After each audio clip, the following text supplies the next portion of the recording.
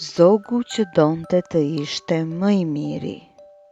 Një histori që do t'ju verë në gjumë.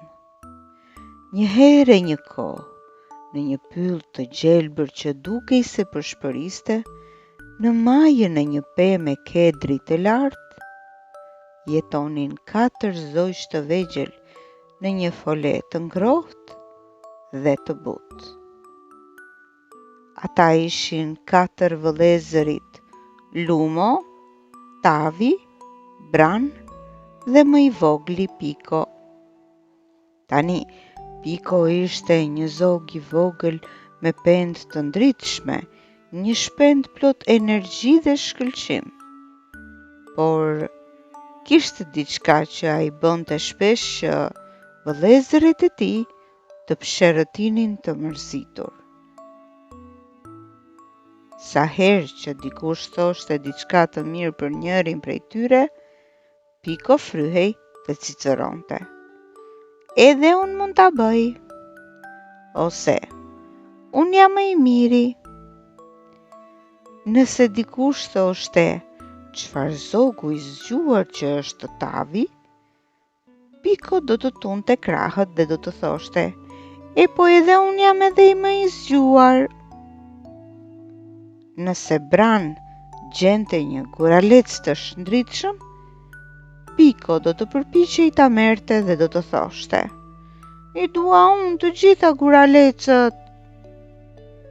Ai donte të gjitha lodrat, manaferat, çdo gjë, madje të gjitha lëvdatat.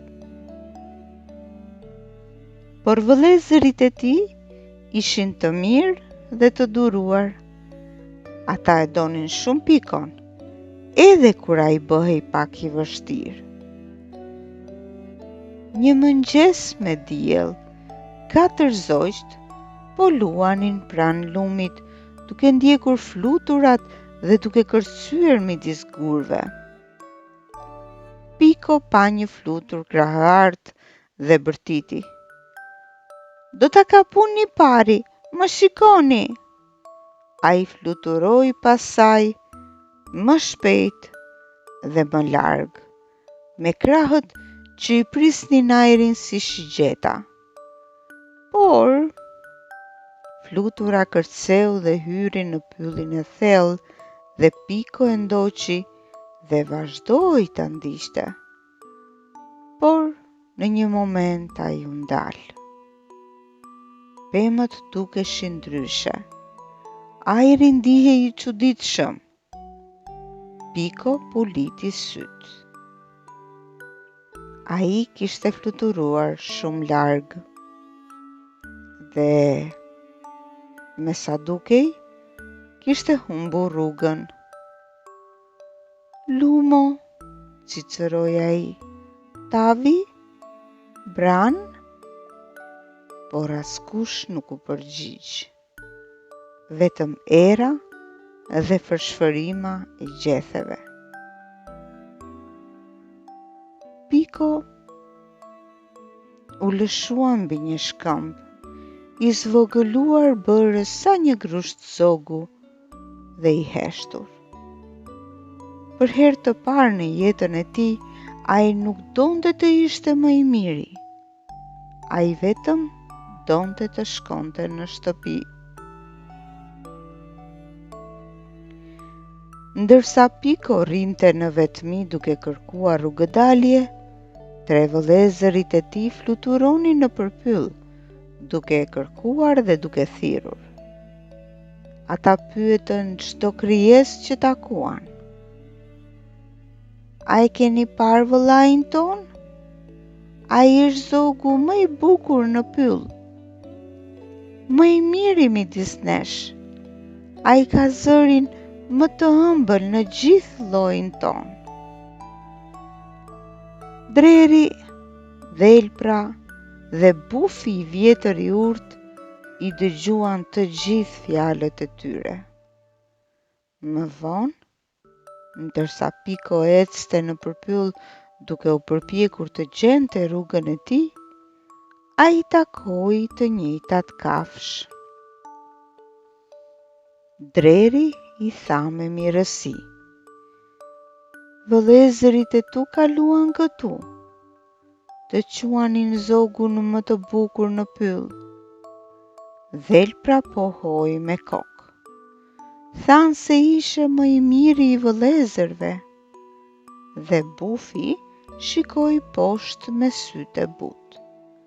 Ata folën për zërin tënë të ëmbël dhe se sa shumë të duan. Zemra e Pikos u ngroh.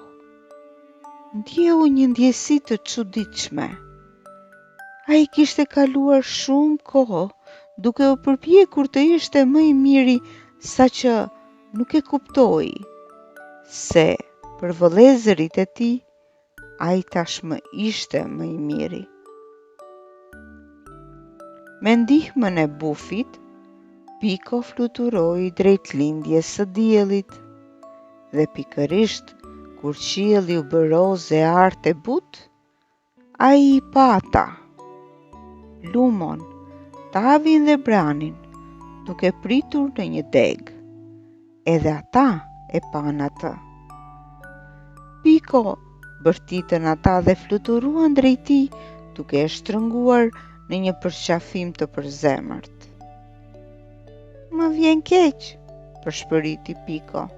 Nuk kam nevojë për të gjitha lodrat apo lavdërimet. Unë dua vetëm të jem me ju. Vëllezërit e tij buzëqeshën. Edhe atyre u kishte munguar shumë. Që nga ajo ditë, Pikos ende i pëlqente të fluturonte shpejt dhe të gjente gjëra të shndritshme, por nuk përpiqej më t'i merrte të gjitha lëvdatat për vete. Ndonjëherë, kur dikush lavdëronte një nga vëllezërit e tij, Piko buzëqeshte dhe thoshte: Po, ai është vëllai im i mrekullueshëm. Dhe kështu, 4 zogjë të vegjël, të strehuar në folen e tyre, në pemën e lartë të Kedrit, jetuan të lumtur përgjithmonë. Jo sepse njëri ishte më i mirë se tjetri, por sepse ata kishin njëri tjetrin.